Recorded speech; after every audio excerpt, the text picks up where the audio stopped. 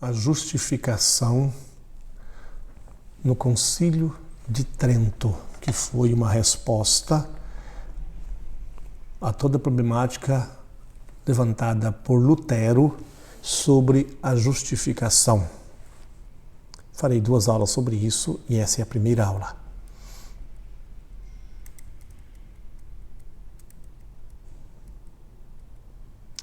Então, os 16 capítulos de Trento sobre a doutrina da justificação é o tema. E agora vou, na primeira aula, gravar 8 capítulos. Pois bem, junto com o decreto sobre o pecado original, o decreto de Trento sobre a justificação é o mais importante daquele concílio. Para a interpretação deste decreto, 3 pontos devem ser conservados diante dos olhos.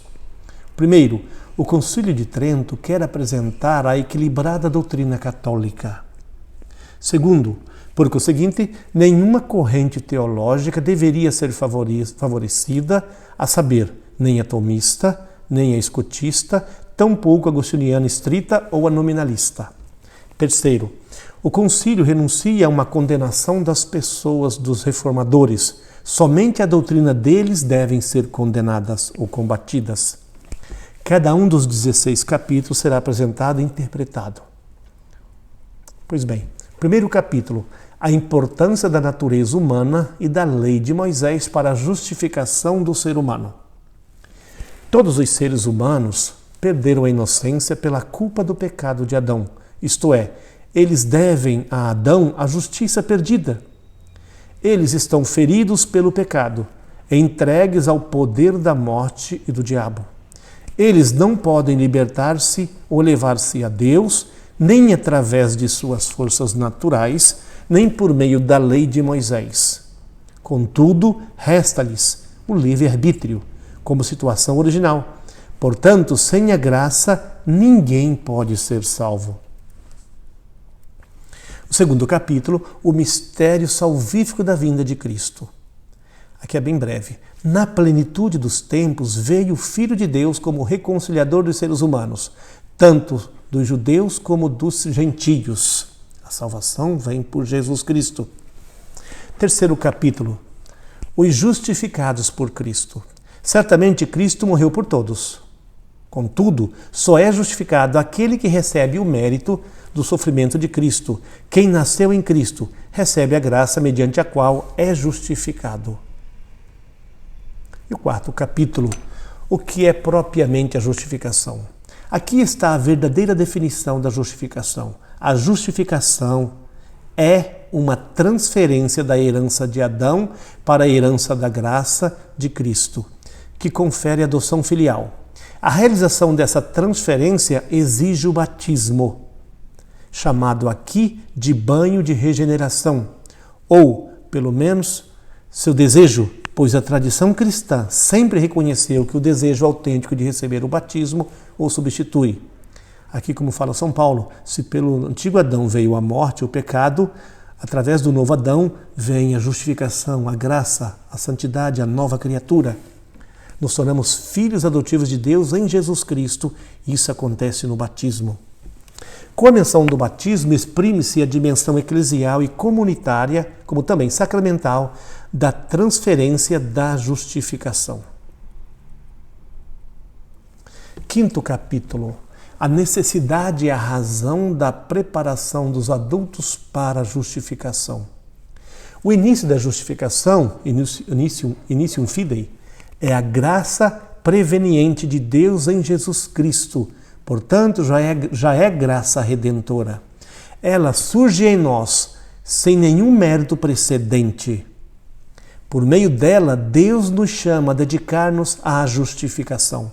Portanto, é graça que move, mas nunca constrange a vontade, cheia do Espírito Santo, a voltar-se para Deus. Por conseguinte, não se exclui a livre anuência nem a colaboração cooperativa humana. Por esta razão, o ser humano permanece livre para a acolhida ou para a rejeição da graça e é responsável por seus atos, apesar de a colaboração não originar nem condicionar a graça, mas somente por ela ser captado. Dengse Schumacher, 1554. Sexto capítulo. O modo de preparação. Em uma descrição psicológica espiritual, agora se apresenta de maneira idealizada o processo de conversão. No entanto, trata-se menos de uma sucessão temporal do que menção dos momentos adequados mais importantes. Em razão da graça, a fé é acolhida pelo ouvido, fides ex audito, na fé segue-se a aceitação como verdadeiras as relações e as promessas de Deus em Cristo. Perturbação por causa da própria pecaminosidade. Confiança na misericórdia de Deus por causa de Cristo. Início do amor de Deus. Ódio ao pecado. Disposição para a penitência e para a conversão. Pedido do batismo e o propósito de começar a nova vida e de observar os mandamentos de Deus. Tudo isso é modo de preparação para a justificação. E agora, capítulo 7, a natureza da justificação do ímpio e suas causas. A essa preparação operada pela graça, segue-se a justificação. Ela não é apenas a justificação, ela não é apenas o perdão dos pecados, mas também a renovação interior. O ser humano torna-se santo, justo, amigo e filho de Deus, e em Cristo, herdeiro da vida eterna, certamente mediante a voluntária recepção. Dengse Schumacher, 1528. Agora, o concílio estrutura as causas da justificação segundo o esquema aristotélico causal em 5 aspectos. A causa final da justificação é a glória de Deus e a vida eterna. A causa eficiente da justificação é a misericórdia de Deus, que sem nenhum mérito humano salva, ajuda, renova. A causa meritória da justificação é o sofrimento de Cristo na cruz, por nós, por puro amor, portanto, sua satisfação por nós diante de Deus. A causa instrumental é o batismo. Ele é o sacramento da fé, sem a qual ninguém é justificado. E, finalmente, a causa formal é a justiça de Deus passiva, ou seja, a justiça mediante a qual Deus nos santifica e justifica. O concílio, porém, diz ainda, pois que nós não somente somos chamados justos, mas o somos de fato. A fim de sublinhar que na graça não somente muda o comportamento de Deus em relação a nós, enquanto que permanece o que somos, mas que, mediante o comportamento de Deus em relação a nós, também algo de nós muda fundamentalmente. O concílio fala, portanto, de uma graça aderente. O amor de Deus, que é infundido em nosso coração pelo Espírito Santo, torna-nos inerente, isto é, inerente a Deus, pertencemos a Ele.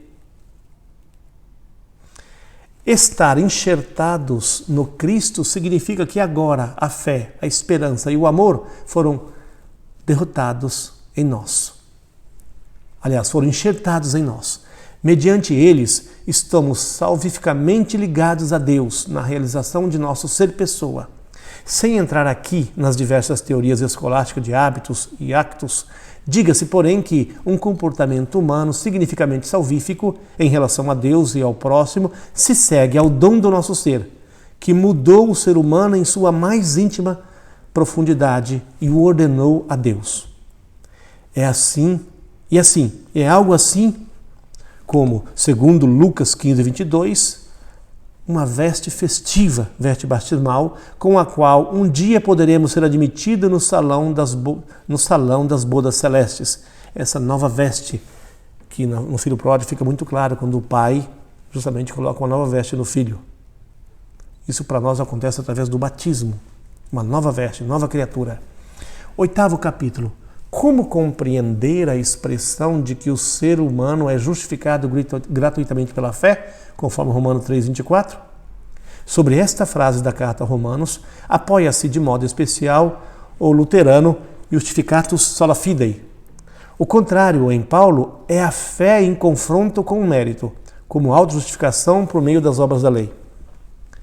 Os padres conciliares de Trento compreenderam de tal modo sola fide de Lutero, como se ele entendesse a fé como detrimento da esperança e do amor. Em São Paulo e em Lutero, porém, a fé significa o ato inteiramente humano da adoção, confiante da conexão com o mérito de Cristo. A fim de compreender a oposição aqui, é preciso lançar um olhar retrospectivo sobre a escolástica. Efetivamente, aqui a fé, a esperança e o amor foram ordenados às potências individuais da alma, do conhecimento e do querer. Certamente isso já tem inteiramente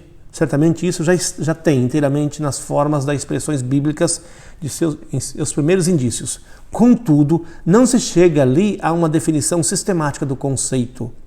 Se o ser humano, porém, é tomado como um todo por Deus, então ele também responde como um todo ao impulso de sua alma.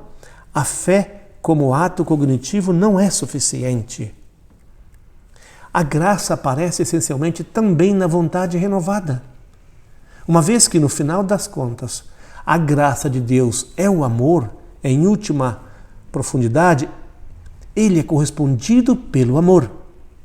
Por conseguinte, os padres conciliares compreenderam o amor como a mais íntima consumação da fé e como mais íntima forma de todo o agir do novo ser humano em relação a Deus e ao próximo.